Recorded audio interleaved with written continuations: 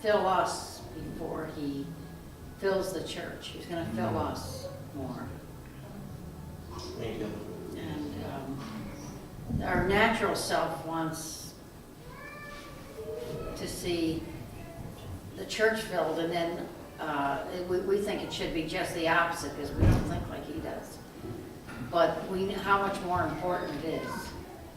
You know, he says in Isaiah 55, my ways are not your ways, and my thoughts are not your thoughts. And how much more important it is for him to fill us first. Jesus. And I heard somebody say that relationship is more important than service. It is. It always will be in the heart of the Lord. Amen. Amen. Thank you, Jesus. Yeah, he cares about us. He wants us more than what we can do for him, that's for sure. Can I share something? Jesus. I just, last week I got some amazing deep healing and deliverance. I had a lot of deliverance. And in 2 days, I drove to Albany. I'd get out of work and I'd be driving to Albany at 4:30.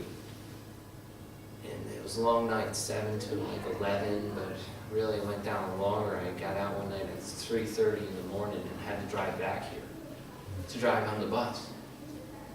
Anyhow, this woman who was doing this prayer ministry over me, I saw some things that were, my eyes were open, I never saw in my life. I mean, you know, in the 10 years of being saved. And then I was like, how can I show this to others? Or how can I do warfare? And she said this, she said, how we defeat the enemy is defeat the enemy in our life. That's good. Just be set free from this stuff yourself, and then it'll work outside. So, just how she said that, it was just amazing. And yeah, I'm so blessed to be here right now, to come in even though I was late, because I didn't go to church earlier this morning, but I just got a new apartment. You got it. Praise God. Awesome. I'm living in Ilion now. Ilion, the neighbors. Yeah, all right. You know where our movie gallery is? Across the street, you mean? Well, I'm across, behind Ilion, there. That's a little too cool. No.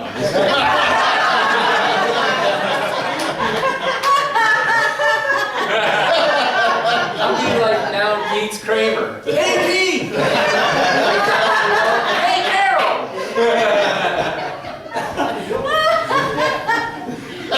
It's me again! Yeah, you came in this morning. Yeah. That's good. Or who was the lady on Good Times that used to bus me home? Yeah. I also have something to share. Sure. And it's just God always, whenever, I really miss that from Pinecrest, because it come in and it always be joined together, like you said, we all flow.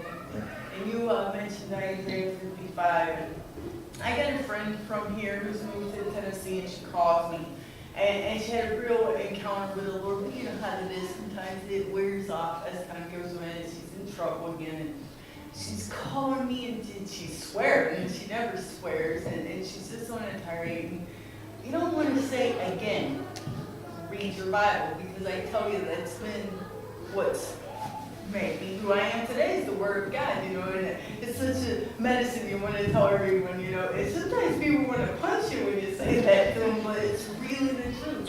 So I didn't say that to her. I just let her go on, and I never read my Bible at night. Always in the morning I like the normal Christian life, or some according to some Christian thing I'll read at night before I go to sleep. So I go to bed after this tirade with her, and I open up to that Isaiah 55.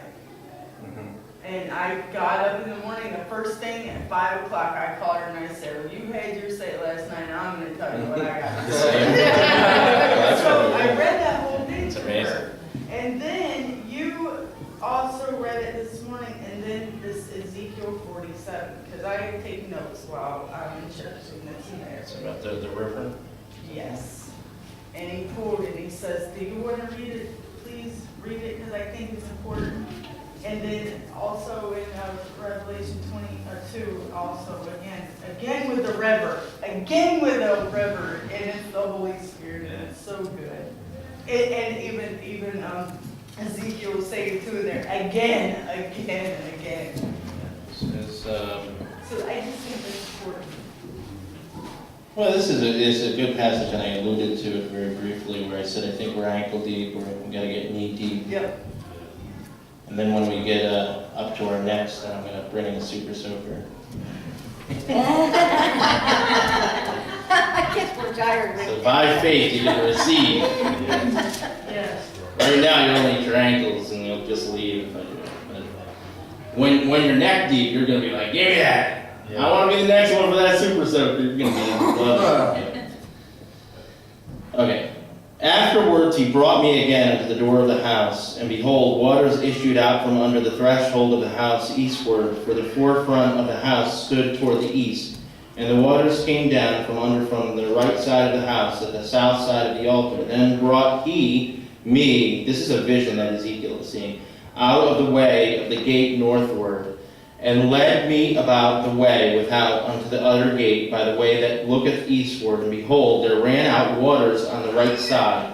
And when the man that had the line in his hand went forth eastward, he measured 1,000 cubits, and he brought me through the waters. The waters were to the ankles. That's about where we're at right now. Again he measured 1,000, and brought me through the waters. The waters were to the knees. I think we get to the knees sometimes and we run back to the ankles. Again he measured 1,000, and brought me through. The waters were to the loins. Afterwards he measured 1,000, and it was a river that I could not pass, for the waters were risen, waters to swim in, a river that could not be passed over. Glory. That's what we're desiring here, Glory, to have yes. a river flowing in this place, waters to swim in. Yes. Thank you, Lord. And it's joyous, but it's scary. Could be why? Because when you have waters to swim in, you no longer are in control. The current controls you. The river controls you. And that's what happens. You get ankle deep, and it's kind of fun to splash around in, but you still control it. You're still under control. Well, I'm not going to do that. Well, forget that one. No. So you can still control it and enjoy it a little bit. You get to the knees, and it begins to take you a little bit, but you still you can fight against it a little bit. You get to the loins, whoa, what's going on here? And then all of a sudden, you're in over your head. Hallelujah. Hallelujah. So you can either run back, retreat, or you can dive in. But we do that in the flesh. You know, we do. When you're seeking yourself, you'll go out into the deepness and you're scared.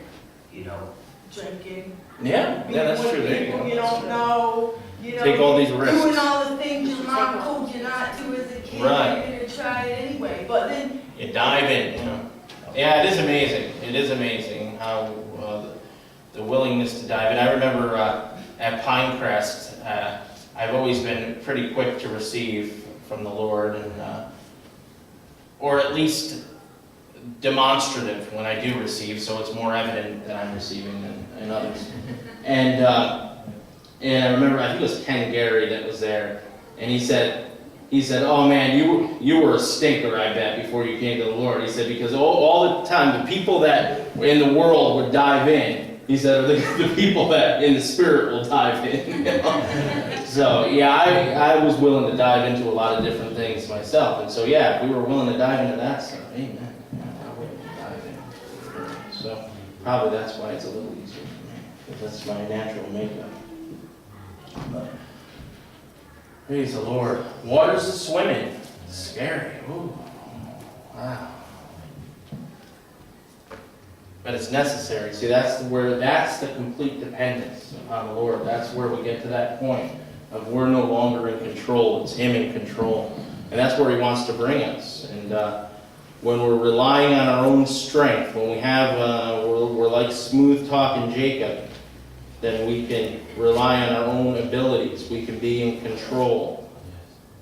And sometimes the Lord allows that pruning to cut back the thing we're leaning on, the wrong thing.